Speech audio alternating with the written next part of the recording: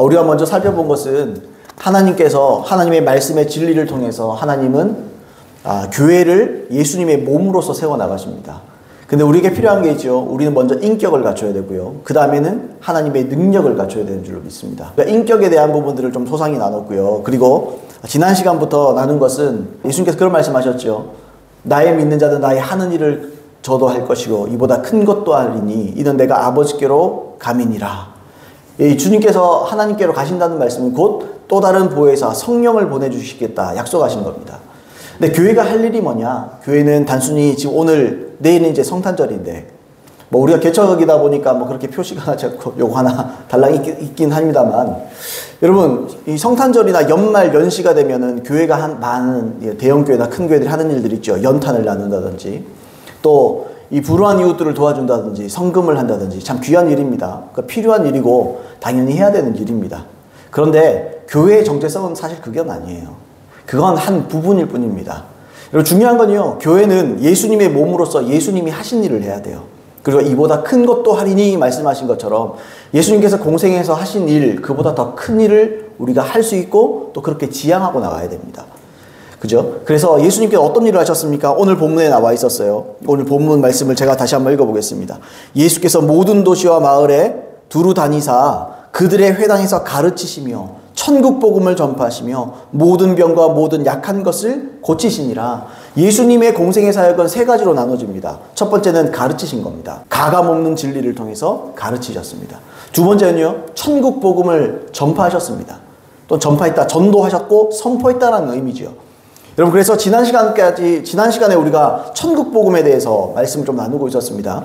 첫 번째로 우리가 천국 복음에 대해서 말씀드릴 때 천국 복음이 가장 처음에 뭐냐? 천국 복음은요, 회개의 복음입니다.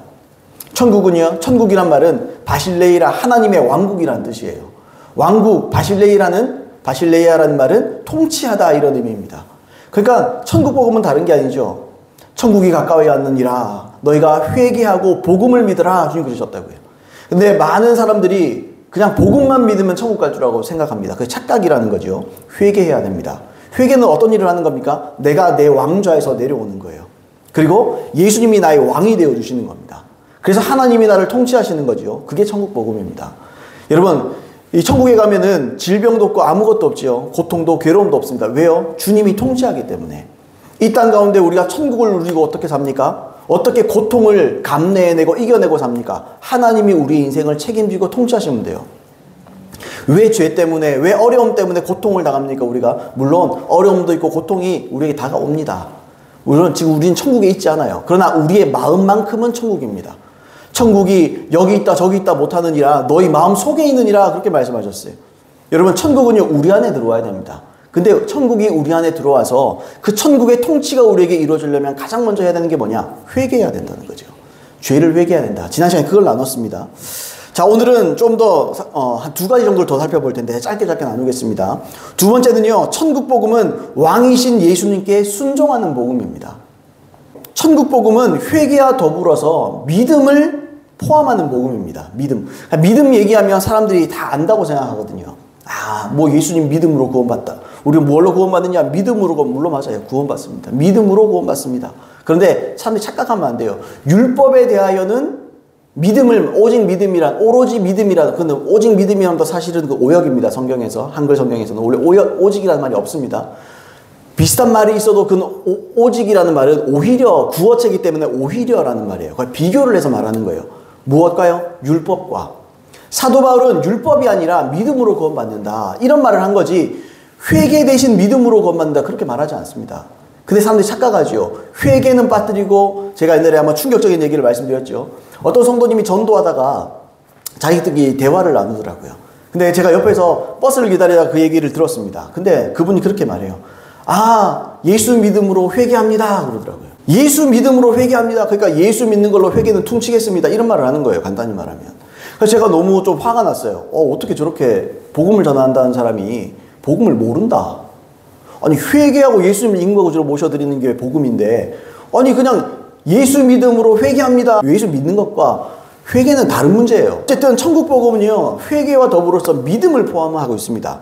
근데 그 믿음이 뭔지를 사람들이 잘 모르는 것 같더라고요. 자, 마가복음 1장 15절에 보시면 아까도 말씀드렸지만 이렇게 써 있습니다. 이르시되 때가 찼고 하나님의 나라가 가까이 왔으니 회개하고 복음을 믿으라. 별개의 문제입니다. 회개하고 복음 믿는 겁니다. 회개가 첫 단추입니다. 여러분 히브리서 6장에 보면 나와 있죠. 6가지 이 기독교 도의 초보가 나와 있잖아요. 죽은 행실을 회개함과 하나님께 대한 신앙과 그 다음에 뭐 나오잖아요. 안수와 뭐 부활과 쭉 나오잖아요. 가장 먼저 나오면 뭡니까? 회개와 죽은 행실을 회개함과 하나님께 대한 신앙과 별개입니다. 나눠져 있어요. 그러면 첫 단추가 가장 먼저 나왔죠. 회개가 먼저 나왔잖아요. 그러면 우리는 회개해야 되죠. 회개하고 복음 믿어야 됩니다. 자, 많은 사람들이 예수는 예수 믿음으로 구원받는다. 믿음으로 구원받는다. 이렇게 말하지만 실제 믿음이 뭔지를 잘 모르는 경우가 굉장히 많아요. 저도 물론 믿음을 배워가고 있습니다. 성경은요, 믿음을 아주 여러 가지로 설명하기 때문에 다방면으로 믿음을 봐야 돼요. 근데 많은 사람들이 믿음을 단순히 받아들인다. 또는 이성적인 동의, 이걸 믿음이라고 생각해요. 여러분, 야고보서의 말씀처럼 여러분, 하나님이 살아계시는 걸 믿는 믿음은 귀신도 믿는 믿음입니다. 너희가 하나님이 한 분이신 걸 믿느냐? 야고보가 그러잖아요. 잘하는도다. 그게 진짜 칭찬이 아니고 잘하는도다. 귀신들도 믿고 떠느니라. 그런 믿음이면 그런 이성적인 믿음은 그냥 예수님 하나님 한 분이고 살아계신다. 이것만 알고 구원받을 것 같으면 귀신들도 천국 간다. 사도 야고보가 그런 얘기를 하는 거거든요. 여러분 그러면 믿음이 뭡니까 진짜로 실제로? 예수님은 속 시원하게 대답을 하셨어요. 사실은 그게 뭐냐? 요한복음 1장 11절로 12절 말씀입니다. 이렇게 말했어요. 자기 땅에 오매 자기 백성이 영접하지 아니하였으나 영접하는 자 곧 그 이름을 믿는 자들에게는 하나님의 자녀가 되는 권세를 주셨으니. 자기 땅에 오매 자기 백성이 영접하지 아니했다. 예수님께서 내일 우리 성탄절인데 왕으로 나신 이가 어디 계시뇨? 예수님은 왕으로 나신 거예요. 근데 자기 백성이 영접하지 않는다는 말이 뭡니까? 그 받아들이지 않는다는 말이에요. 믿음이 뭡니까? 믿음은요, 영접하는 거예요. 믿음은 받아들이는 겁니다. 근데 받아들이는데 사람들이 자꾸 머리로 받아들인다고요. 그게 아니라는 말이죠. 여러분, 영접이 뭡니까? 영접은요, 어떤 대상, 어떤 존재를 내 마음에 받아들이고 모시고 섬기는 걸 영접이라 그러는 거예요. 만약에 저 문을 통해서 예수님이 우리에게 지금 오셨어요. 만약에 우리가 열린 환상을 통해서 예수님이 오신 걸 봤을 때 어떻게 해야 되겠어요? 모셔야 대접해야죠. 오십시오. 이 자리에 앉으세요. 춥진 않으십니까? 식사는 하셨습니까? 또 뭐가 필요하십니까? 그럼 예수님께서 얘기하시겠죠. 그리고 예수님께서 우리에게 무슨 말을 하시면 우리는 절대적으로 복종하지 않겠어요, 여러분? 그게 영접이라는 거예요. 믿음은 뭐냐? 이 머리로 하는 게 아닙니다. 영접은요, 내 삶으로 하는 겁니다. 성경에 나와 있는 믿음이라는 단어는 피스티스라는 단어입니다. 이게 믿음이라는 단어예요. 근데 이 피스티스라는 단어는 계속 신학이 발전해오면서 이 피스티스에 대한 연구가 있었습니다. 피스티스라는 단어 현대에 와서 이건 오늘날에 있어서 현학자들이 어떻게 결국에는 결론 내리느냐. 이건 그 당시에 헬라 문헌에 있던 자료들을 다 성경 외에 자료들이 있었을 거 아니에요. 그때 기록들이 있잖아요. 피스티스가 어떻게 쓰였느냐. 다 조사해봤더니 다른 게 아니에요. 충성이라는 말이에요. 충성. 예수님을 영접하는 게 뭐냐? 예수님을 믿는 게 뭐냐? 예수님께 충성하는 거다.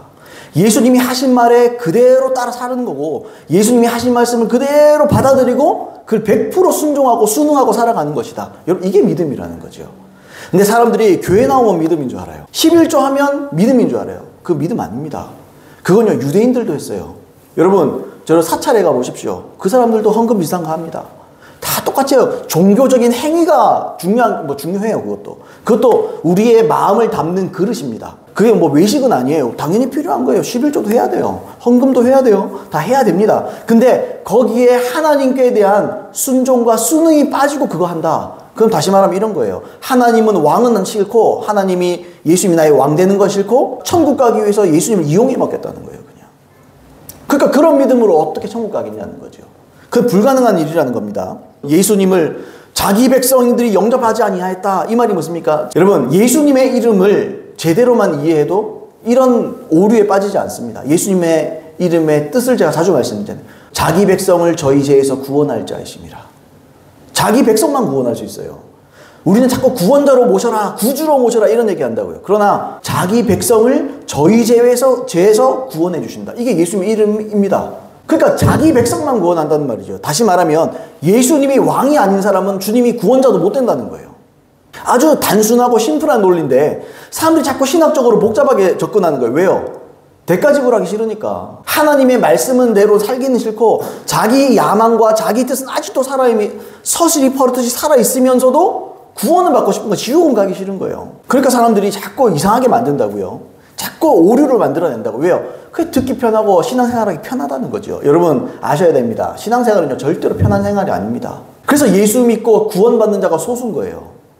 여러분 교회가 많이 있고 대형교회도 많이 있지만 그 안에 천국 가는 사람 비율은요 굉장히 낮습니다. 착각하시면 안 돼요. 아 교회 다니니까 천국 가겠지. 그럼 정말 착각입니다. 자 어쨌든 이 천국 복음이란 이렇게 좀 정리해서 말하면 모든 죄에서 돌이켜 회개하고 예수님을 자기의 왕으로 받아들이고 그분의 뜻대로 섬기면서 살아가는 것 전체를 천국 복음이라 말하는 거예요. 그러니까 복음 전할 때 사형리로 복음 전하면 큰일 납니다, 여러분. 사형리는 온전한 진리가 아니에요. 사형리로 전할 때는요 회개가 빠져 있습니다. 사형리로 전할 때는요 구주로 모셔라 그러면서 그러잖아요. 아 이제 당신은 천국 간다. 이제는 당신은 저 따라서 기도하세요. 영접기도 딱 따라하고 당신이 이제 구원 받았습니다. 이건 사기예요, 사기. 죄송한 말이지만 여러분 절대로 그렇게 녹록지 않습니다, 천국 가는 건요. 그래서 제가 이 말씀을 이렇게 드리는 이유는요 예수님이 삼중사역 하셨잖아요. 교회가 해야 될 일이 삼중사역이에요. 교회가 해야 될 일이 뭐냐? 천국 복음을 제대로 선포해야 돼요. 그걸 교회라고 부릅니다. 다시 말해 천국 복음을 제대로 선포하지 않는다. 그건 교회로서 미달이에요. 자격 미달입니다. 여러분 한국 교회가 80년대 90년대에 부흥을 경험했습니다. 근데 지금 부흥을 경험하지 못해 사람 다 빠져요. 여러분 MZ세대 그런데 MZ세대는 저는 좀 안타깝습니다. 왜냐하면 MZ세대들 중에 여러분 요즘에 아시죠? 10대 청소년들의 이 복음률이 0.몇 %랍니다. 제가 고등학교 시절, 중학교 시절 우리 한 반에 예수 믿는 아이들이 4분의 1에서 3분의 1 정도 됐습니다. 예수 믿는 사람들이 많았어요. 신앙생활 하는 사람들이 많았어요. 요즘은 한 반에 1명, 재수 좋으면 2명. 이런 사람들 그냥 줄어들었잖아요. 아이들 반에 몇 명 안 돼요. 우리는 50명, 60명이었는데 지금은 절반도 안 됩니다. 근데 그 안에 한두 명이니까 얼마나 적어요, 그죠? 얼마나 적은 숫자입니까? 이 자료에 의하면 이 대한민국의 10대 청소년들, 뭐 10대 청소년뿐만 아니지만 어쨌든 10대 청소년만 보면 미전도 국가라 그러잖아요. 미전도 국가. 미전도 종족이래요. MZ세대들은. 미전도 종족인 거예요. 그러니까 이거 전도를 받아본 적이 없는 정도의 수준인 거예요. 예수 믿는 수준이. 그 왜 그렇습니까? 교회가 교회 역할을 못하는 거예요. 여러분 그냥 달콤한 말, 사탕 발림 같은 말 한다고 사람은 올 줄 압니까? 사람들은 그걸 기대하는 게 아니에요. 정말 하나님의 말씀을 기대하는 거예요.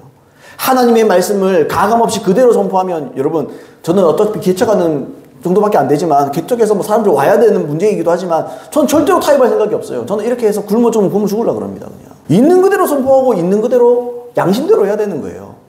아니 타협하고 뭘 해서 사람 몇 명 더 끌어와서 뭐 하겠습니까? 그 사람들이 나 밥벌이 하려고 목회하는 거 아닌데. 자 아무튼 여러분 교회는요 어쨌든 복음을 제대로 분별하고 세우고 제대로 타협 없이 선포해야 되는 거예요. 굶어 죽어도 그 일 해야 되는 거예요. 여러분 밥줄은 하나님께 달렸습니다. 밥줄은 성도, 여러분 제가 사꾼이 아니에요, 그죠? 양을 털어먹을 사람이 아닙니다. 그렇게 되면 안 되죠. 그러면요 저는 심판받는 거예요. 하나님께서 먹여주실 줄 전 믿고 있는 그대로 선포하는 거, 이게 진짜 교회가 해야 될 일이고 목회자 또 성도들이 해야 될 일인 줄 믿습니다. 자, 세 번째로 천국 복음은 제자의 대가를 치르며 살아가는 복음입니다. 제가 회개와 믿음을 얘기했지만 여러분 이게 다가 아니에요.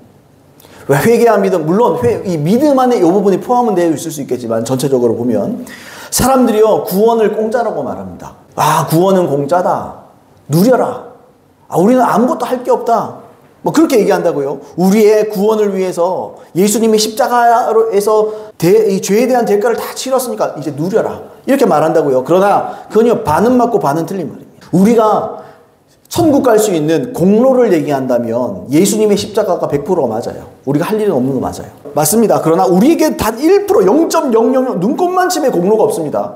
우리는 예수님의 보혈로 구원받는 겁니다. 그런데 예수님의 보혈이 우리에게 덮여지려면 조건이 있는 거예요. 그게 회개하고 믿음이고 제자가 지불해야 할 대가를 지불해야 되는 겁니다. 그래야 주님의 보혈이 우리에게 덮여지는 거예요. 예수님께서 그 덮여진 보혈을 통해서 우리를 보는 겁니다. 우리가 이 색안경을 끼면, 그죠? 이 선글라스를 끼면 어떻습니까? 이게 딱, 옛날에 뭐죠? 매지가이 이런 거 보면 뭐 이렇게 끼고 보면 뭐 안 보이는 게 보이기도 하고 막 그렇잖아요. 하나님 그렇게 보는 거예요, 우리를. 예수님의 보혈을 통해서 우리를 보면 우리가 의롭게 보이는 겁니다.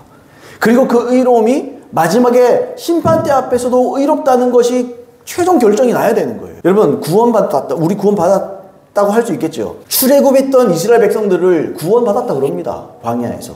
근데 광야에서 대다수가 멸망했습니다. 왜 그렇습니까? 그건 약속의 땅에 들어간 게 아니에요. 아직 천국이 남았습니다. 가나안 땅이 남았어요. 우리도 똑같아요. 우리가 이 세상 사는 건요, 광야와 같은 거예요. 그러니까 우리는 광야를 살아가는 겁니다. 그리고 가나안 땅 또는 천국이라는 심판대 문 앞에 가야 돼요. 거기서 주님이 예수님께서 우리를 변호하실 거 아니겠어요?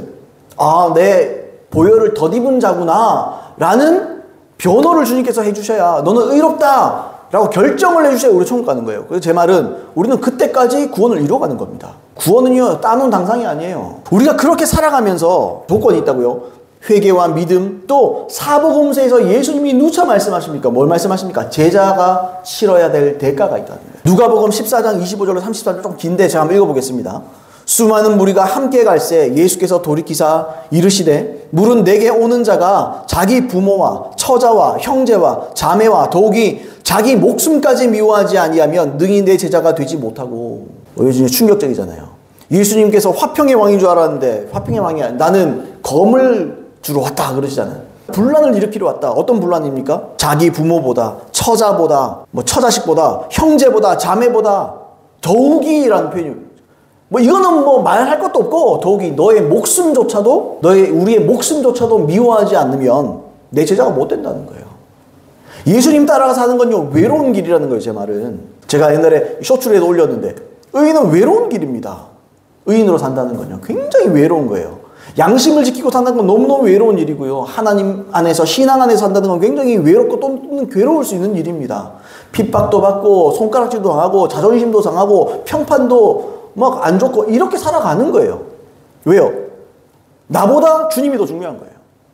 나보다 십자가가 더 중요하고, 나보다 복음이 더 중요한 거예요. 때로는 이단 소리 들을 수 있는 거예요. 하나님의 말씀대로 너무 성경적이면 사람들이 이단이라고 그럴 수도 있는 거예요. 그런데 거기에 마음을 뺏기지 않는 거예요. 이단 하려면 이단 하겠다. 나는 예수님만 사랑한다. 나는 예수님이 말씀하신 그것만 나는 외치겠다. 이렇게 살아갈 수 있는 거죠. 자, 계속 읽겠습니다. 27절. 누구든지 자기 십자가를 지고 나를 따르지 않는 자도 능히 내 제자가 되지 못하리라. 지금 제자 얘기를 계속하지요. 너희 중에 누가 망대를 세우고자 할진대 자기의 가진 것이 준공하기까지에 족할는지 먼저 앉아 그 비용을 계산하지 아니하겠느냐. 그렇게 아니하여 그 기초만 쌓고 능히 이루지 못하면 보는 자가 다 비웃어 이르되 이 사람이 공사를 시작하고 능히 이루지 못하였다 하리라. 또 어떤 임금이 다른 임금과 싸우러 갈 때에 먼저 앉아 1만 명으로서 저 2만 명을 거느리고 오는 자를 대적할 수 있을까 헤아리지 아니하겠느냐. 만일 못할 터이면 그가 아직 멀리 있을 때에 사신을 보내 화친을 청하리라. 이와 같이 너희 중에 누구든지 자기 모든 소유를 버리지 아니하면 능히 내 제자가 되지 못하리라 그랬습니다. 내가 가진 모든 소유를 다 버려라. 사람들이 아들보다 내 자식보다 하나님 사랑하는 아무 문제가 없어. 근데 여기서 모든 소유 그러면 내 통장의 잔고도 다 하나님 것인가? 다 포기해야 되나? 이러면 이제 예수 믿기 좀 어려워지는 거죠. 사람들이요. 루터도 말했죠. 제가 루터는 별로 안 좋아하지만 루터도 그런 말을 했어요. 사람이 가장 마지막에 회개하는 것이 돈 지갑이다. 그런 말을. 사람들이 자기를 포기 못해요. 믿을 구석을 남겨두는 거죠. 여러분, 그리스도인은 예수님의 제자입니다. 여러분, 문제가 있어요. 뭐죠? 현대교회에 문제가 있어요. 구원자로 예수를 믿어라. 그러면 너희가 성도가 되고 신자가 된다.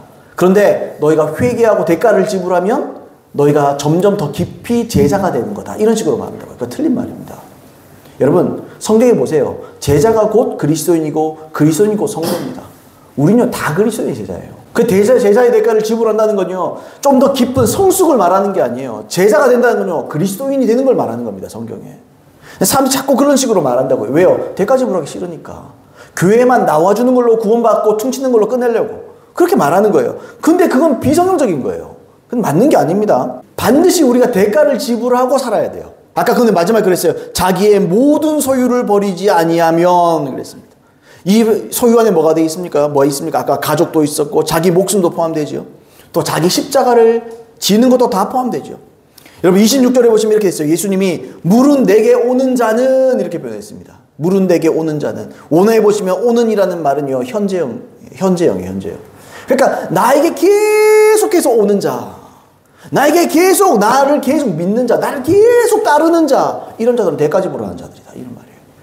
다시 말하면 하나님 대가 지불 안 하는 자는 하나님 예수님께 계속 나아가지 않는 거예요. 그러니까 신앙생활 하고 있지 않다 이 말이에요. 여러분 이해하십니까 제 말을? 그래서 신앙의 걸음을 나아가려면 제자의 대가를 자꾸 지불해야 되는 거예요. 포기할 건 포기하고 얻을 건 얻을 때 포기할 게 너무 많아요. 때문에 그리스도인은 예수님의 제자로서 계속 자기 가족보다 예수 그리스도를, 자기 목숨보다 예수님을, 자기 평판보다 예수님을, 자기의 욕심이나 자기 성공이나 자기 야망이나 이런 것들 다 포기하고 온전히 예수 그리스도를 따라가는 거예요. 사람들이 삿대질해도 상관없어요. 사람들이 뭐라 해도 상관없어요. 아, 참 어리석다. 바보 아니냐. 이런 소리 들어도 상관없어요. 그것이 물론 무조건 바보가 되라는 거 아닙니다. 성경은요, 우리가 무조건 당하고 살아 그렇게 얘기는 안 해요.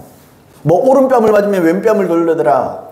막 이건 뭐 다 당하고 살아란 말이냐. 그거 아닙니다, 여러분. 동해 복수법에 대한 해석을 말하는 거예요, 그건요. 무조건 맞고 살아라는 게 아니라, 그러니까 그렇게 보복하지 말라는 걸 말하는 거예요. 간단히 말하면 예수님의 몸으로서 예수님처럼 살아란 말이에요. 예수님 어떻게 하셨는데요? 빌립보서 2장 7절로 8절에 그랬잖아요. 오히려 자기를 비워 종의 형체를 가지사 사람들과 같이 되셨고 사람의 모양으로 나타나사 자기를 낮추시고 죽기까지 복종하셨으니 곧 십자가에 죽으심이라. 어떻게 복종하셨죠? 자기를 낮추셨어요. 예수님이 어떤 분이래요? 예수님은 하나님이셨습니다. 태초부터 하나님의 품 안에 있었다 그랬습니다. 여기서 품 안에 있었다는 말은 이렇게 끼고 있었다 이런 말이 아니고요. 원하는 그런 뜻이 아닙니다. 품 안에 있었다. 제가 지금 말하려고 말을 꺼내잖아요. 예수님이 말씀이죠. 내가 방금 이제 할 말을 내가 다 가지고 있잖아요. 말을 딱 하면 나오잖아요. 그걸 이제 품에 있다 그러는 거예요. 하나님의 품에 갖고 있는 거예요.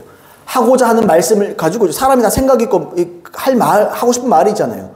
그래서 예수님은 하나님의 말씀이었다는 거예요. 그러니까 언제부터 계셨어요? 하나님이 존재하실 때부터 계셨던 거예요, 예수님은. 왜요? 하나님이 할 말이 없겠어요? 항상 그렇게 계셨다는 거죠. 여러분, 그렇게 예수님은 하나님 그 자신입니다. 그분의 아들이고, 하나님 품에 계셨던, 아까 방금 표현했던 그런 분이에요. 근데 이분이 어떻게 하셨어요? 오히려 자기를 비웠다. 종의 형체를 가지셨다. 우리가 개미 수십억 마리를 살리기 위해서 죽을 수 있나요? 내가 개미가 될 수 있나요? 그냥 살려주면 살려줬지 내가 죽을 수 있냐고요. 내가 개미를 위해서 죽을 수 있습니까, 여러분? 뱀 수십억 마리를 위해서 내가 내 목숨을 버릴 수 있나요? 내가 뱀이 될 수 있습니까? 그걸 못하죠. 예수님 어떻게 해요? 사람의 모양으로 나타나서 자기를 낮추시고 죽기까지 복종하셨습니다. 이게 그리스도인들이 해야 될 일입니다. 하나님의 말씀이라면 죽기까지 복종하는 것이 제자입니다. 제자는요, 우리식으로 스승과 제자, 머리로 뭔가를 배우는 게 아니에요. 그분의 삶을 배우는 게 제자입니다. 히브리 유대인식으로 생각할 때 배운다 또는 가르친다라는 표현이 똑같아요. 그러니까 배우는 건요, 그거 가르칠 수 있는 거고, 가르치는 건요, 또 배우는 거예요. 뭘요? 인생을, 삶을, 이걸 배우는 거예요. 여러분, 이것이 성도이고 이게 교회입니다. 그래서 여러분, 우리가 천국 복음을 선포하기 이전에 천국 복음대로 사는 저와 여러분 되기를 예수님으로 축복합니다. 아멘이시죠? 그렇게 되기를 예수님으로 축복합니다. 자, 세 번째로 이제 천국 복음 얘기했고요. 이제 삼중 사역 중에 세 번째 사역, 마지막 사역을 좀 얘기하려고 오늘 이번 시간도 다음 시간까지 얘기할 수 있을 것 같습니다. 세 번째로 교회는 예수님처럼 모든 병과 모든 약한 것을 고칠 수 있어야 됩니다. 아까 읽었죠? 마태복음 4장 23절도 있고 9장 30절도 같은 말씀이에요, 거의. 자, 한번 읽어보겠습니다. 4장 23절로 한번 읽어보겠습니다. 예수께서 온 갈릴리에 두루 다니사 그들의 회당에서 가르치시며 천국 복음을 전파하시며 백성 중에 모든 병과 모든 약한 것을 고치시니 그랬습니다. 진리를 가르치시고 복음을 전파하는 일. 예를 들어서 그래, 가르치는 게 진리가 너무 중요하고 이 천국 복음에 대해서 너무너무 중요하다. 이걸 아는 사람이 소수지만 있습니다. 또 그렇게 가르치는 것도 있어요. 근데 여기 우리가 놓치지 말아야 될 게 뭡니까? 가르치는 일, 또 천국 복음을 전파하는 일과 같은 수준으로 교회의 중요한 일이 치유하는 일입니다. 사실 그걸 놓쳐요. 여러분, 우리 성경적으로 가야 됩니다. 뭔가 교리나 사람들이 만들어 놓은 그런 게 아니에요. 하나님이 예수님이 막 말씀하신 그거를 추구하고 나가야 돼. 그게 교회예요, 그게. 여러분, 이걸 좀 생각해 보신 적 있으십니까? 병 고치는 일이 내가 가르치고 말씀을 선포하는 것만큼 중요하다고 생각해 보신 적 있으세요, 여러분? 사람들이 그렇게 생각 안 하죠. 내가 그냥 아플 때 그냥 기도해서 좀 나으면 좋고 안 나으면 하나님 뜻인가 보다 이렇게 생각하잖아요. 또 그렇게 생각하고 말잖아요, 여러분. 오늘날 칼빈주의나 개혁주의가 교계를 뒤덮고 있죠. 근데 많은 면에서 그 안에서 구원이 있습니다. 근데 또한 많은 면에서 어떤 면에서는 이 성경이랑 다른 얘기를 너무 많이 해요. 성경이 말하는, 여러분, 절대 주권에 의한 예정이 성경적입니까? 그게 칼빈의 이중 예정이라고 그러거든요. 그러니까 버릴 사람과 구원할 사람을 딱 예정해놨다는 거예요. 아닙니다, 여러분. 그런 식이면 예수님이 뭐 하려고 회개하란 말은 뭐 할래요? 예수님이 믿으란 말은 뭐 하랍니까? 결혼해져 있는데. 그럼 전도는 뭐 하려 하죠? 전도를 할 필요가 뭐가 있습니까? 예정되어 있는데. 주님이 절대 조건으로 예정했으니까 어떤 사람은 죽기 직전에 억지로라도 거부할 수 없는 은혜로 사람들을 머리끄댕이로 잡아가지고 회개시켜서 구원받게 한다, 이런 말이잖아요. 예수님은 마귀가 아닙니다. 주님은 뭐 복불복입니까? 뭐 타노스예요, 타노스. 뭐 하나 딱 하면은 절반 죽고 절반 살고 이렇게 하는 겁니까? 근데 또 예수님 말씀하셔요. 구원받은 사람은 소수래요. 그렇게 못된 하나님이 어디 있습니까, 여러분? 여러분, 그래서 절대 주권에 의한 예정은 성경적이지가 않아요. 뭐 나중에 또 얘기합시다. 또 기회 되면. 어쨌든 그래요. 그래서 여러분, 이런 비성경적인 교리가 영혼들을 너무 잠들게 만들어요. 여러분, 그러면 어떻죠? 교회 다니면 저도 고신에서 신앙생활 했어요. 고신교회에서 신앙생활 했습니다. 그러면서 항상 듣는 게 그거예요. 여러분들 교회 나온 것 자체가 하나님 예정하신 거라고. 나도 안 나오면 어떡하려고. 그러면 그 사람은 하나님께서 견인하신대요. 억지로 어떻게든 구원을 받게 하신대요. 난 그걸 못 믿어요. 어떻게 믿어요, 그거를? 성경이 그렇게 말을 안 하는데. 여러분, 꼭 그들이 얘기한 게 있거든요. 다 주님과 내가 이렇게 딱 맞잡았다. 그래서 내가 놓쳐도 하나님 붙들고 계시다. 아닙니다, 여러분. 절대로 그렇지 않습니다. 여러분, 하나님, 비유하자면 하나님 우리를 붙잡아 주시긴 하시죠. 자식을 버리겠느냐, 부모가. 부모가 자식 안 버리죠. 근데 자식은 집 나갈 수 있습니다. 딱 그거예요. 우리는요, 은혜 안에 있지만 여러분, 그래서 히브리서에 말하잖아요. 은혜를 헛되이 받지 말라 그러잖아요. 너희가 오늘날 그의 음성 듣거든 너의 마음을 강팍하게 하지 마라. 완악하게 하지 마라. 그러다가 구약의 이스라엘들이 멸망하였느니라 그러잖아요. 다 지옥 갔다는 말이에요. 그 사람들이 하나님께서 예정을 안 했기 때문입니까? 절대 주권에 의해서. 물론 예정이 있어요. 뭐냐? 예지 예정입니다. 하나님께서 우리의 선택을 미리 다 아시는 거예요. 그리고 하나님께서 구원받을 만한 자에게 은혜를 예비하고 주시는 겁니다. 칼빈주의가 이 구원론에 큰 문제가 있습니다. 그래서 다 잠들게 만들어요. 다 이게 수면제를 먹는 것처럼. 교회만 나오면 구원받을까 그렇게 말합니다. 근데 또 한 가지 문제가 있습니다. 그게 뭐냐면 은사 중단론입니다. 1세기 이후에 사도들 이후에 모든 기적과 은사가 끝났다라고 주장하는 거예요. 1세기 사도 이후에 모든 은사가 끝났다. 기적이 끝났다. 당시에 병 고치는 은사 같은 건 이제 성경이 완성됐기 때문에 당시에는 예수님이 죽었다가 살아나신 부활을 또는 사도들의 진실성을 입증하기 위해서 한시적으로 하나님께서 사람들을 고치셨다. 이런 식으로 주장을 하는 거거든요. 그런 논리를 주장하는 거예요. 그러면 이런 논리대로라면 오늘날에 있는 교회 안에 있는 기적들 전부 다 마귀가 한 거죠. 나는 그게 너무 못마땅해요. 교회 안에 치유가 일어나는데 쉬쉬하는 거, 난 그게 너무 간증을 해야지. 우리 교회에 엄청난 간증이 있습니다. 하나님께서 우리 교회 안에, 우리 성도들 안에 살아계십니다. 이거보다 기쁜 게 어디 있어요? 하나님께서 우리를 너무 지극히 사랑하셔서 우리를 치유하셨습니다. 와, 이것보다 기쁜 일이 어디 있습니까? 그죠? 근데 여러분, 이런 논리로 말하기 때문에 칼빈주의, 이런 논리입니다. 이 논리. 저도요, 칼빈주의 학교에서 학부를 나왔습니다. 그래서 제가 다녀봐서 알아요. 그렇게 배워봐서 알아요, 저도. 그랬어요, 여러분. 그래서 뭐 예언하면 이단이다, 방언하면 이단이다, 치유하면 이단이다. 그 이단이란 말을 어떻게 그렇게 쉽게 쓰는지 몰라요. 신천이다, 이런 거 이단 맞죠? 그런 건요, 보혜사가, 이만희가 보혜사라는데.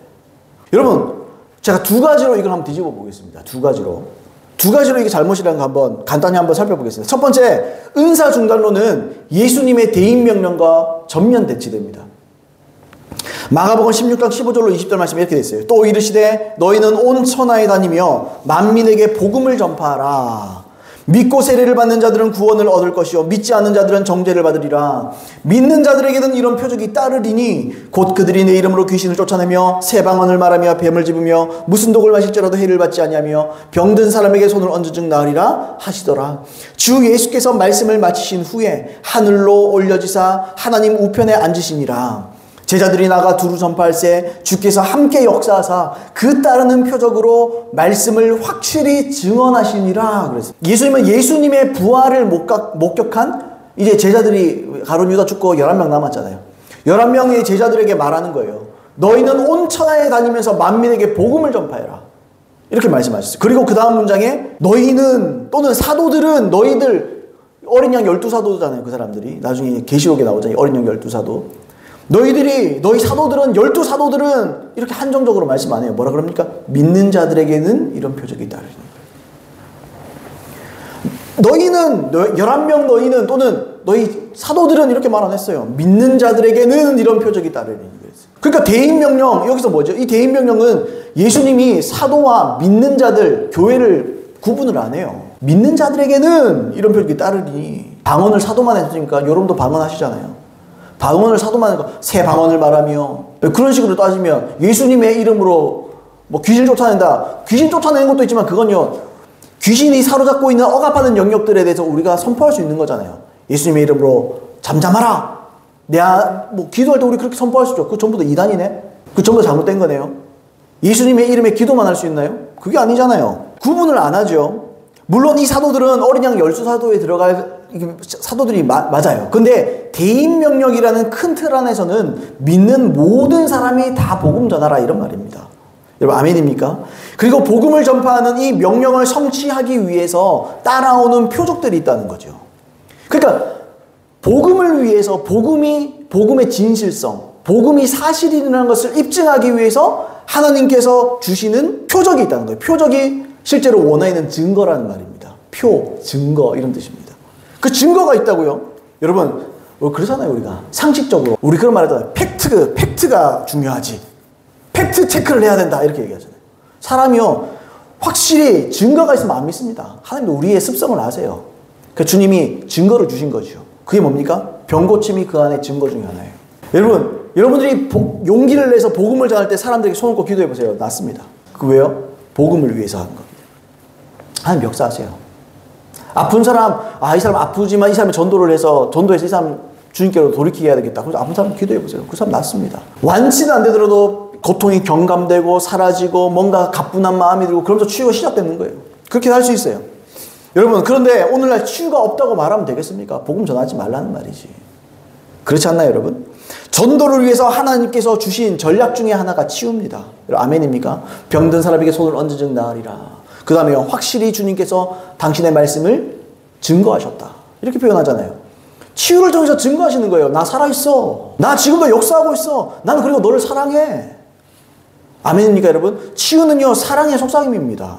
치유는 자꾸 우리가 막 80년대 70년대에 막 진짜 회개해야 돼요. 부흥사들도 옛날에 막 상욕을 하면서 막 니은자 써가면서 나아라 반말짓거리 하면서 막 그거 회개해야 돼요.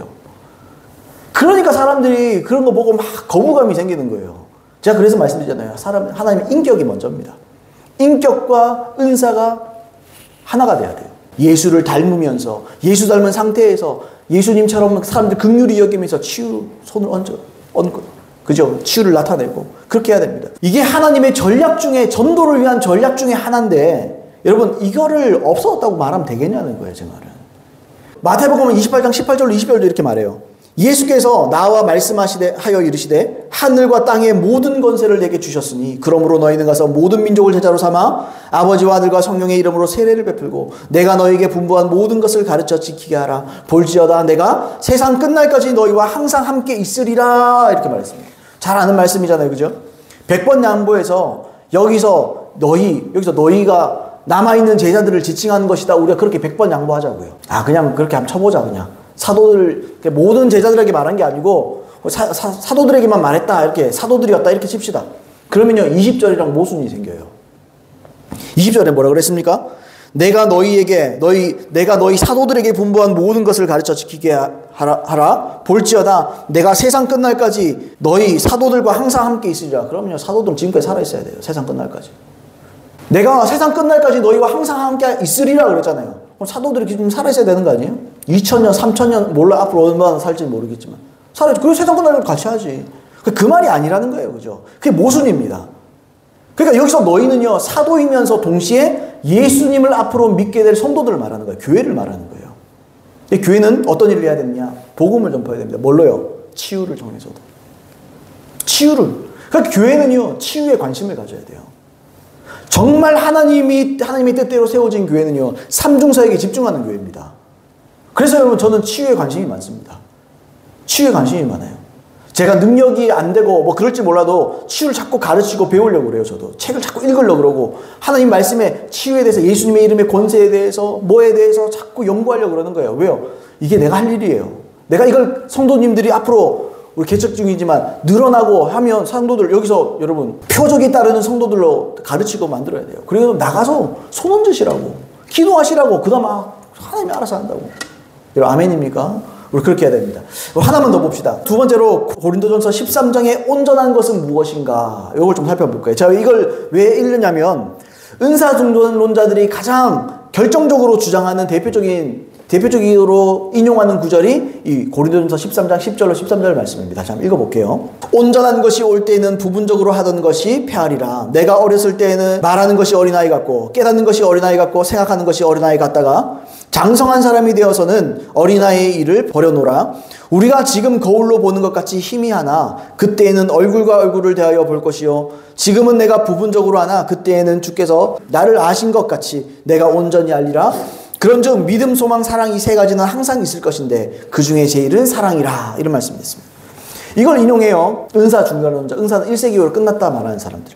그게 왜 이걸 그렇게 인용을 하냐면 10절에 온전한 것이 나옵니다. 그러니까 온전한 것이 우리에게 올 때 부분적으로 하던 은사들 다 없어질 거다. 믿음, 소망, 사랑 이외에는 모든 것이 다 사라진다. 이들이 온전한 걸 뭐라고 표현한 거야? 이게 성경이다 이렇게 말하는 거예요. 온전한 것이 오면 은사는 다 사라질 거다.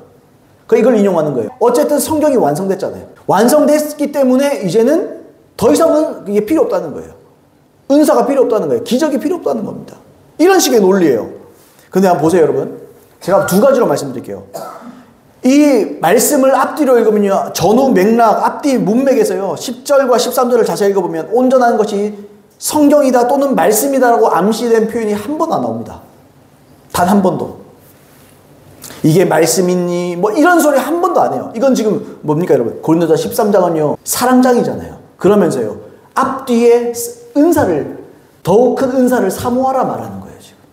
근데 은사가 없었다 그러면 되겠어요 여러분? 여러분 말씀은요. 맥락으로 봐야 되는 거예요. 12절이 뭡니까? 은사 어떤 은사가 있는지 쫙 나열하잖아요. 14절은요. 더욱 큰 은사를 사모하라. 그러면서 뭐라고 합니까? 특별히 예언을 하려고 하라. 은사를 하라고 은사를 구하라고 그러는데 은사가 사라졌다 그러면 어떡해요? 그러니까 틀린 말이라는 거예요. 앞뒤 문맥이 안 나옵니다. 그리고 여러분 한번 보세요. 12절 한번 읽어볼게요. 12절 이렇게 읽고 있어요. 우리가 지금 거울로 보는 것 같이 희미하나 그때에는 이 그때가 그때라는 거죠. 성경이 완성된 대로 보는 거죠. 온전한 것이 올 때. 그때에는 얼굴과 얼굴을 대하여 볼 것이요. 지금은 내가 부분적으로 하나 그때에는 주께서 나를 아신 것 같이 내가 온전히 알리라. 이렇게 돼 있어요. 여러분 성경 읽으면 하나님 온전히 알 수 있나요?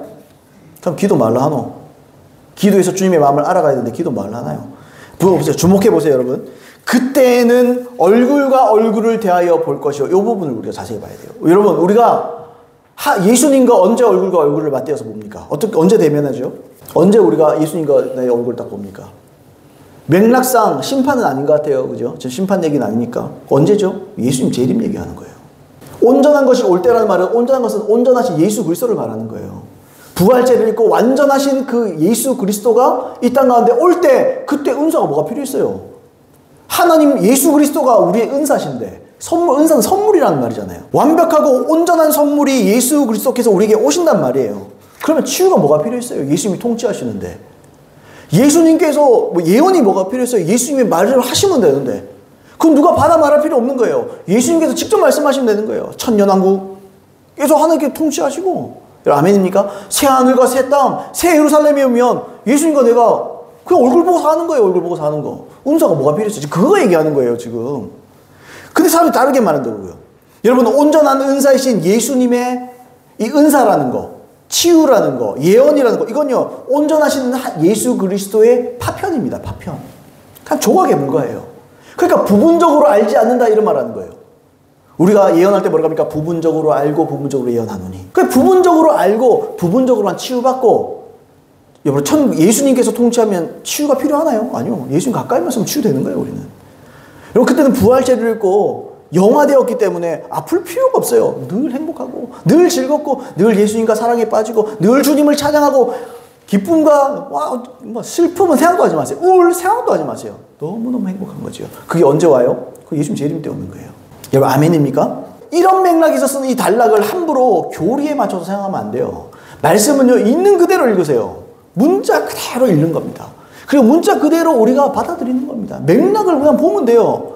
근데 자꾸 사람들이, 나는 그게 문제라고 생각해요.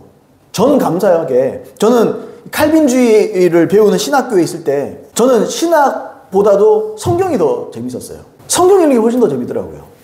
왜냐하면 눈에 안 들어오고 귀에 안 들어와요, 신학이라는 게. 왜냐하면 내 스스로도 그런 거예요. 제가 원래 좀 그런 좀 이렇게 성향이 있거든요. 남들 가르치고 나면 못 믿겠다, 그냥 내가 해볼란다, 약간 이런 성향이 있어요. 남들이 뭐 해놓고 저것들도 뭐 알아서 하면 다 배워서 하는 거지, 내가 혼자 해보고 뭐 이런 약간 성향이 있거든요. 그러니까요, 학교에서 가르치는 교리들 이런 거, 내가 한 번은 뭐 조직신학 수업 시간에 교수님하고 좀 한 번 좀 이렇게 얘기를 했어요. 나 뭐 그거 좀 이상하다고. 그거 좀 이상하다고. 예정에 대해서 말할 때였어요. 아, 좀 납득이 안 된다. 이제 자기들 본인들은 이제 내가 나쁜 놈이죠. 어디 감히 칼빈 선생에게 대드느냐, 뭐 이런 의미 뭐 거겠죠. 저를 되게 이해를 못하는 좀 뭐라 그러죠, 이렇게 사고력이 좀 떨어지는 것처럼 얘기하더라고요. 그 사고력이 떨어지는 게 자기들이 눈먼 거예요, 눈먼 거. 그렇게 안 보이는데 뭘? 그게 우긴다고 되는 게 아니잖아요. 하나님의 말씀은요, 분명히 하나님의 말씀의 이 문맥, 여기서 결정력이 나와요. 이 말씀도 똑같잖아요. 이건요, 그냥 예수님이 온전한 것은 그냥 성경이다 이렇게 우기는 거지, 앞뒤에 아무런 그런 말이 없어. 주제가 아니에요. 자, 말씀 좀 마무리하겠습니다. 여러분, 성경을 제외하고도 역사상 치유 사역에 사역을 했던 많은 사람들이 있습니다. 그 대표적으로 여러분 불과 100년도 안 됐어요. 오히려 소천한 지 한 20년밖에 안 된 분도 많죠. 뭐 예를 들어서 누굽니까 여러분? 오랄 로버츠 목사님, 케네스 해긴 목사님, 우리나라에 있잖아요, 조용기 목사님. 그러면 하나님이 쓰시잖아요. 여러분, 마귀가 미쳤다고 귀신을 쫓아냅니까? 마귀가 미쳤다고, 보세요.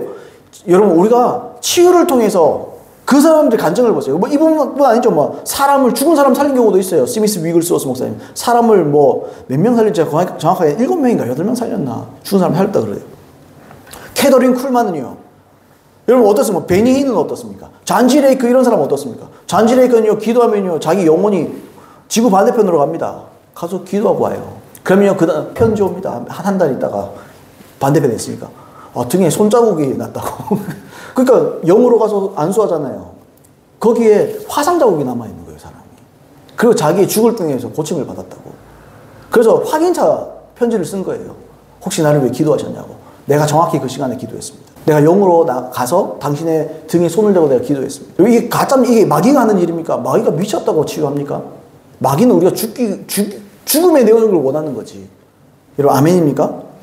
여러분 보세요. 치유를 통해서 예수님이 증거되고, 치유를 통해서 하나님을 믿게 되고, 치유를 통해서 자신의 죄를 회개하게 되고, 치유를 통해서 예수님을 더 사랑하게 되고, 이걸 마귀가 왜 합니까?